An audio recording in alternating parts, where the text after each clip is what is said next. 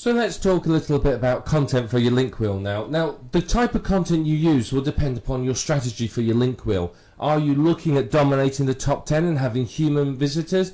Or are you basically not fussed about the human visitors and all you want is to get the links to your site?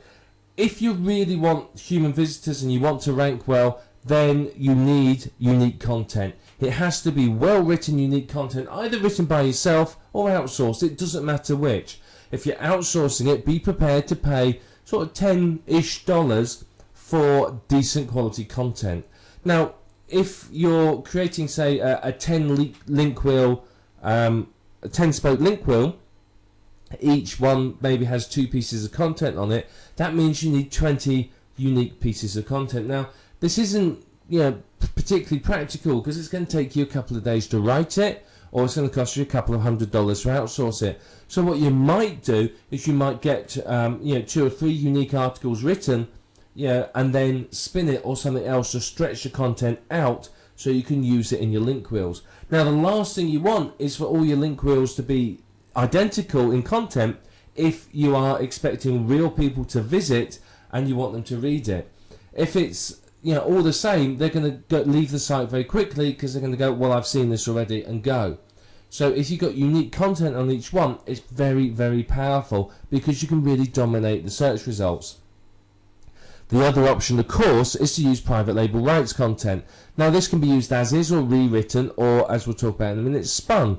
It depends upon what you want to achieve. Now, PLR content you're probably going to use if you are not too worried about humans ever really visiting it, because again, you don't want people coming to your site and going, oh, I've already seen this. They've seen it lots and lots of places. You want them to come there, find something fresh, new and interesting, and then obviously come through to your money site.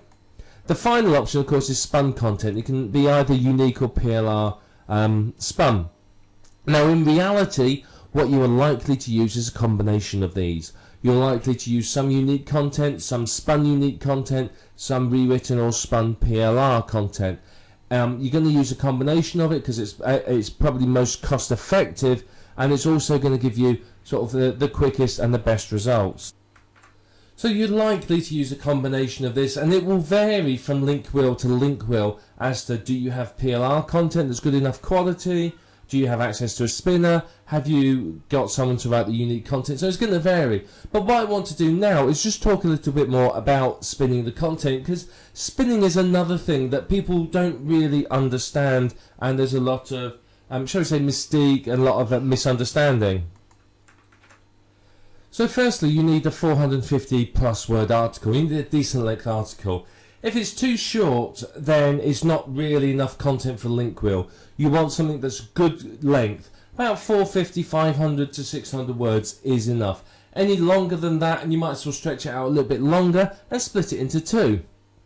So somewhere between 450 and 600-ish words, and not exact figures. So somewhere around that. Once you've done that, you won't then want to use your particular spinning syntax to rewrite each sentence 3 times. Now, this will vary according to what type of spinner software you're using, but basically you rewrite each sentence 3 times. And you will find that perhaps you can't rewrite all of them. You may find that some of them you can only rewrite once or twice. Other sentences you may be able to rewrite 5 or 6 times. So, 3's are sort of average you're looking for. So some will be less and some will be more. Just if you can rewrite it a number of times, rewrite it that number of times. Then within each sentence that you've rewritten, basically every single one of the sentences, you spin as many phrases and words as you can. So if there's a phrase that you can spin, you spin it. If there's a single word you can spin, you spin that as well. So you spin the single words typically with synonyms and the phrases with other phrases that mean the same. You will spin contractions with the full version, so can't becomes cannot, your becomes you are, there becomes they are, and so on. And what this does is this varies the word length of the article and helps make it that little bit more unique. Now, if you've got numbers, you may spin those between number 1 and the word 1. If you've got lists, you may do those 1, 2, 3, 4, 5, 6, IV, V, VI, and so on, or A, B, C, D, E, something like that. So you got to try and spin as much as you can so it varies and looks different. And if you can do that, then obviously that's going to make the article highly unique. You're going to get a massive level of uniqueness, which means you can get 50, 60, 70 plus articles out of a single article that are really, really unique. And that is fantastic and just what you want, because the more unique your articles are, then obviously the better it's going to be for you, simply because you're going to have unique content that looks and sounds different on all of your link wheel properties. Now, there are automated spinners out there that you can use, and I've experimented with a few of them, and I can honestly say that whilst they do produce a high level of uniqueness, they don't produce content that is readable for humans. There's plenty of words which have many meanings in the English language, which the spinners don't understand the context. They just look at the word and spin that word. They don't understand the context which the word is being used in. So, for example, one niche that I've seen a lot of recently is, say, past life regression. Now, put that into an automated spinner, and life and regression will be left alone. But past will be spun to previous, past and previous. And of course, previous life regression doesn't make sense. It's not the same thing.